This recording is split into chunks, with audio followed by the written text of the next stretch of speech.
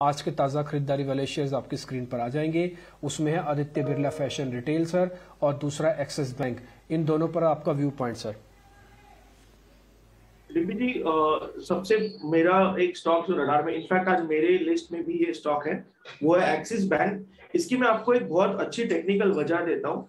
मैं काफी दिनों से कह रहा हूँ कि 720 के नीचे अगर ये स्टॉक चला जाए तो ये वीक हो जाएगा। इसकी वजह है कि ये बेयर्स की गिरफ्त में आएगा। ये क्यों आएगा?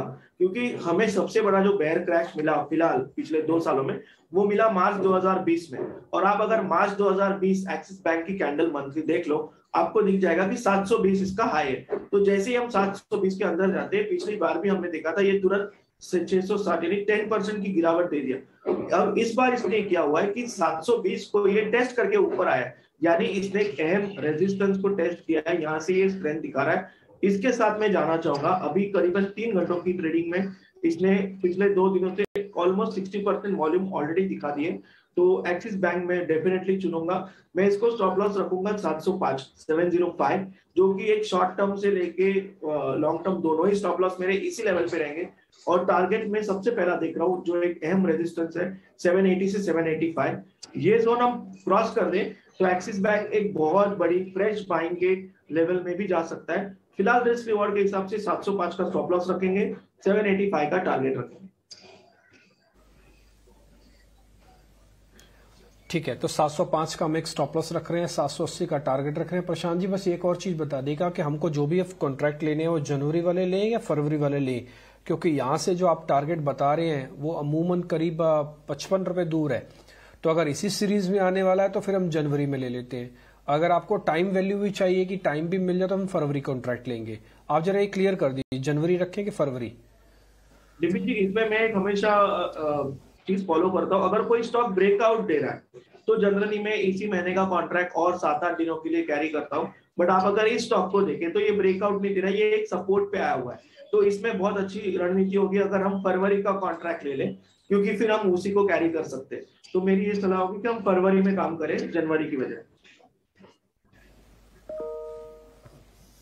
ठीक है, क्योंकि वो मैंने इसलिए भी पूछा क्योंकि जनवरी के अंदर अगर आप देखेंगे 26 तारीख की छुट्टी है, जो कि एक्सपायरी से ठीक एक दिन पहले की है। फिर उसके अंदर एक और चीज भी है कि आपके 2 सैटरडे संडे आ जाएंगे, तो डेज के हिसाब से आपका ट्रेडिंग डेज तो कम है। तो इसलिए मैंने ये बात पूछ ली। ठीक है, आपने कहा कि फरवरी के कॉन्ट्रैक्ट रखने, तो हम फरवरी के कॉन्ट्रैक्ट ही रखेंगे।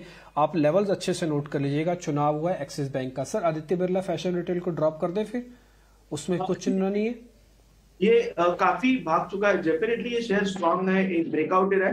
ये भी यहाँ से 330, 35, 40 भी जा सकता है। बट इन दोनों में मैं जब रिस्क रिवॉर्ड के हिसाब से देखता हूँ तो मैं डेफिनेटली, ये थोड़ा सा मुझे स्ट्रेच लग रहा है। तो ये अगर मुझे करीबन 305, 310 तक मिले तो ये मेरे लिए एक अच्छा बाय हो जाएगा।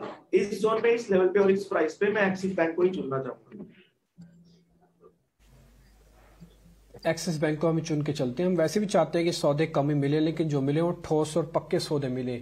आगे आते हैं सर, हिंदुस्तान एरोनॉटिकल्स, ये है शॉर्ट कवरिंग का कैंडिडेट, और एक अदानी पोर्ट्स, ये भी है शॉर्ट कवरिंग का कैंडिडेट।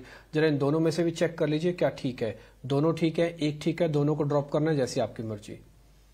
ये स्टॉक्स में दोनों ही ठीक है। इनमें मैं एक रणनीति दोनों के लिए देना चाहूंगा। जो HAL शेयर है, इसको आप शॉर्ट टर्म के हिसाब से ट्रेड करो। और फिलहाल ये 1425, 1420-25 के रेंज में चल रहा है। तो जो आज का लो बना है, इसी को आप स्टॉप लॉस बना लो, यानी 1395, 1395 आपका स्टॉप लॉस होना चाहिए इस स्टॉक के लिए, यानी 30 रुपए आपकी रिस्क होगी।